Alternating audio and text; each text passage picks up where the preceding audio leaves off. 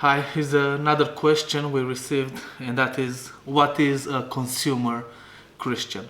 And I know we received this question because in one of my sermons not too long ago I mentioned it, so let's clarify what we mean by a consumer Christian. Now, consumerism in a business sense is all about consumer satisfaction. Right? And consumer satisfaction is key to the success of a business.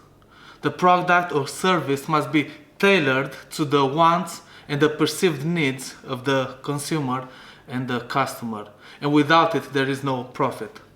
The consumer rules because if there is no customer, there is no profit, and therefore there would be no business.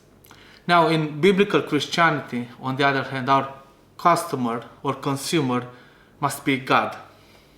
And customer satisfaction is about aiming to please God in everything that we do. The only way the customer is king or rules in a healthy church is if that customer is God.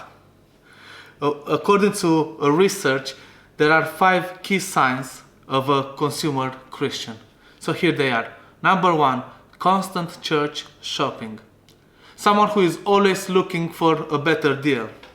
Naturally, from time to time, there are valid reasons to look for a church. Maybe you just moved into a new area, or maybe something has gone really wrong in the church you've been a part of. Or, very importantly, if the church is not being taught, you are encouraged to look for another church. Secondly, there's a critical spirit. People who always assess what's in it for me. A critical spirit will be constantly and selfishly finding fault with those around them. Consumer Christians care more about what others can do for them and their family rather than what they can do for God and His kingdom and the people of God in a local church. The third characteristic of a consumer Christian is lack of fellowship. So I'll come to church only when it's convenient. Attendance patterns will be random because they will only turn up when they feel like it. Much like going to the movies, you'll only go if there's a movie premiere that you really want to see. Fourthly, there's a lack of relationships to those around them. Because relationships, of course, can be hard work. So people avoid engaging in conversations with others and maybe try to skip quickly after the church service ends. There's no fellowship and there's no relationships with people because people are hard work.